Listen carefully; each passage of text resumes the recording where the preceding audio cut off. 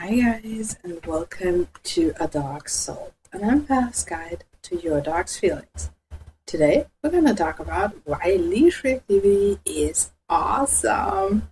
So stay tuned and have fun.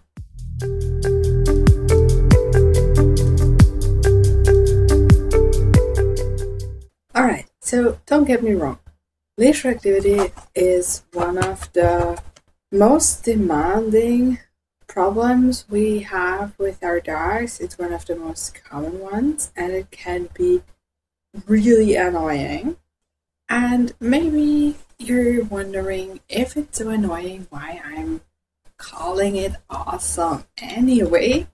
And the reason is, in my experience, dogs who don't show many issues often just don't get as much attention.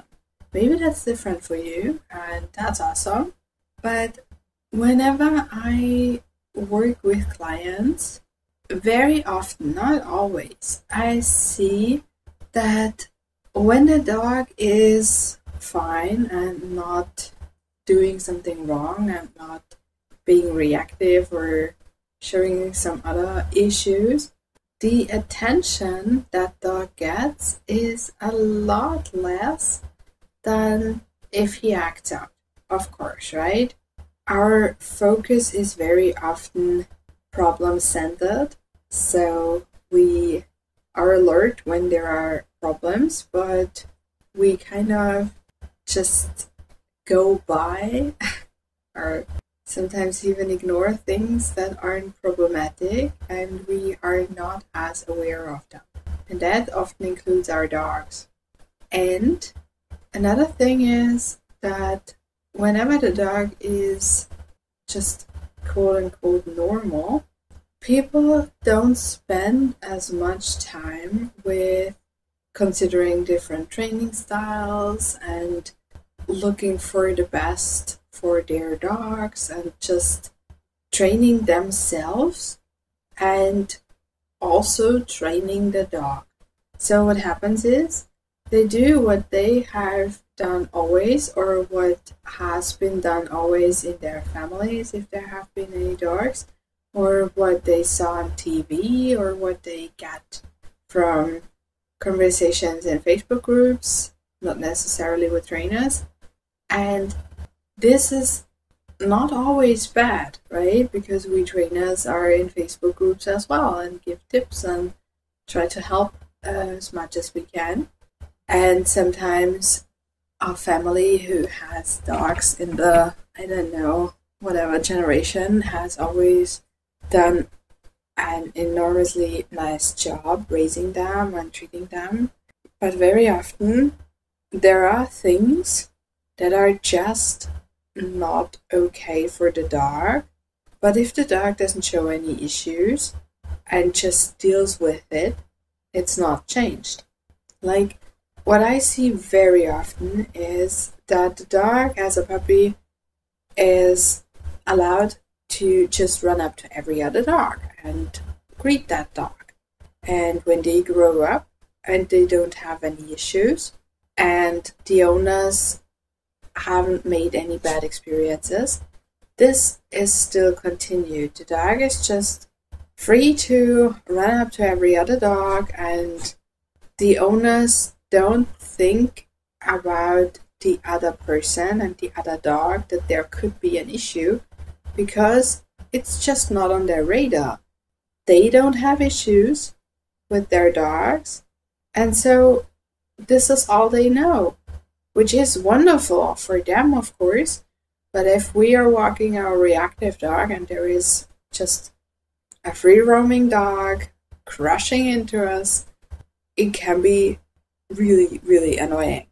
But again, if we didn't have the reactivity problem, we would probably act the same way. Maybe not, but very often it just happens.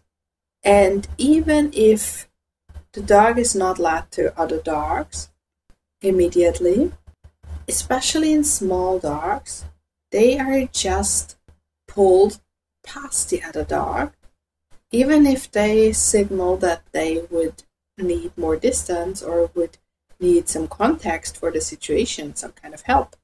But it's overlooked.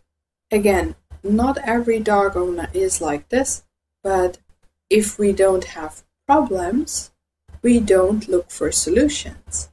So we just may not know that a dog stopping when another dog comes towards him shows us that he is actually not 100% sure about the situation and would need some context. With a reactive dog, we know, right? We know the signs, we learn to read the signs, we know that body language is a very important tool for us because it helps us with our training process.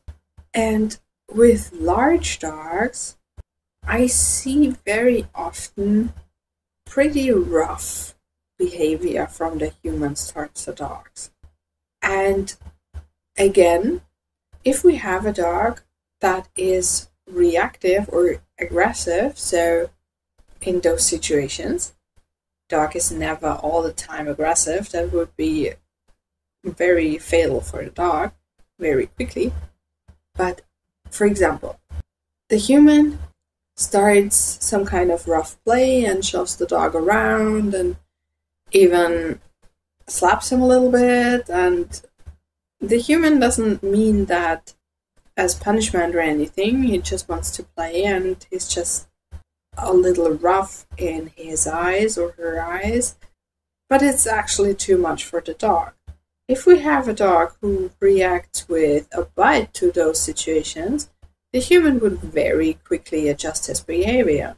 But if the dog is just quietly dealing with it, showing some calming signals, licking the lips and turning the head away and stuff like that, but not posing any danger for the human might not stop. And what happens very often in those situations is that dogs get really jumpy and really overexcited because they try to resolve the situation with fiddling about, right? So they are just goofy and they maybe show zoomies, or maybe you have seen something like that in other people's dogs or something. And what they are trying to do is goof their way out of the situation. And it's misinterpreted as they are having fun. Don't get me wrong. Sometimes dogs goof around just because they're having fun. But sometimes it's mistaken. And sometimes it's not only our own behavior, it's also what we just let happen between two dogs. Like when people say, oh, they just handle that amongst themselves. And we are talking about a little Sheltie and a Great Dane or whatever. If they're handling that among themselves, one of them could get really hurt. So if we have a reactive dog, we would probably not be that careless because we wouldn't want our reactive dog to react, right? And another thing is that we are just, I know I've said that before, but it's kind of the most amazing thing about leash reactivity. And that's we are learning so much. When we see our dogs having problems and we decide to work on them, it is a gateway to learning. And that is an amazing gift because not only does it keep our brains healthy and ourselves healthy overall, it gives us the opportunity to understand our dogs better and to bond with them over training and maybe even help other people who don't have problems and who just are a little bit oblivious about their dog's actions. And when they see us, for example, doing some kind of curves in our walks or focusing the dog on us, or even do some kind of treat and retreat and whatever, they may start thinking and they may start wondering what we are doing and get curious and start learning themselves. So this can be contagious, and that is a really, really amazing thing. So I guess what I wanted to do in this episode is just share with you, on one hand, why I love leash reactivity and what got me so interested in dogs, because I think without that many issues my little Sammy had in the beginning, I would probably not have learned as much. And I'm really thankful for that. And sometimes we get overwhelmed by all the problems, we get overwhelmed by all the difficulties. And then we need something that reminds us of why we love our dogs and all the good things we have in our lives together. And I think opportunity to learn is definitely one of them. So why don't you tell me in the comments or via email what you think, if this little episode changed your perspective on your dog's reactivity a little bit. And I would love for you to rate and review the show. I read every single one of them, and it really helps get the show in front of people who could benefit from it. And that's why we're doing this, right? So thank you for that. I wish you an amazing time training. If you need any help, reach out to me. I would love to see what I can do. And until next time, bye.